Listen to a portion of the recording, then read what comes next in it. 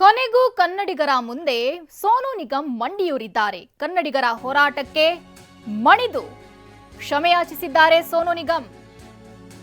ವಿವಾದಾತ್ಮಕ ಹೇಳಿಕೆಗೆ ಕನ್ನಡಿಗರ ಬಳಿ ಸೋನು ನಿಗಮ್ ಕ್ಷಮೆ ಕೇಳಿದ್ದಾರೆ. ಇನ್ಸ್ಟಾಗ್ರಾಂ ಪೋಸ್ಟ್ ಮೂಲಕ ಸೋನು ನಿಗಮ್ ಕ್ಷಮೆ ಕೇಳಿರೋದು. ಕನ್ನಡಿಗರ ಪ್ರೀತಿಗಿಂತ ನನ್ನ ಅಹಂ ದೊಡ್ಡದಲ್ಲ ಎಂದಿರುವ ಗಾಯಕ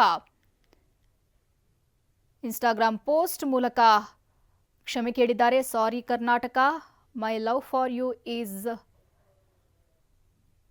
bigger than my ego, love you always ಅಂತ ಹಾಕಿದ್ದಾರೆ.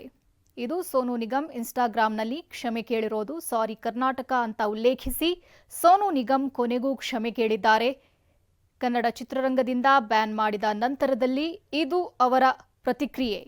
ಅಂದರೆ ಅವರು ಕ್ಷಮೆ ಯಾಚಿಸಿರುವಂಥದ್ದು. ಕೊನೆಗೂ ಕೂಡ ಕನ್ನಡಿಗರ ಮುಂದೆ ಮಂಡಿಯೂರಿದ್ದಾರೆ ಸೋನು ನಿಗಮ್.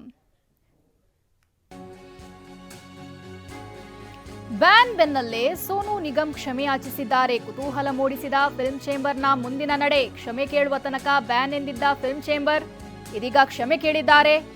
ಮುಂದೇನು ಫಿಲ್ಮ್ ಚೇಂಬರ್ ಏನ್ ಮಾಡುತ್ತೆ? ಕನ್ನಡ ಸಿನಿಮಾಗಳಲ್ಲಿ ಹಾಡಲು ಸೋನುಗೆ ಮುಂದೆ ಅವಕಾಶ ಸಿಗುತ್ತಾ? ಮ್ಯೂಸಿಕಲ್ ನೈಟ್ಸ್ಗೆ ಅನುಮತಿ ಸಿಗುತ್ತಾ ಎಂಬಂತಹ ಕುತೂಹಲ ಇದೀಗ ಮೂಡಿರುವಂಥದ್ದು.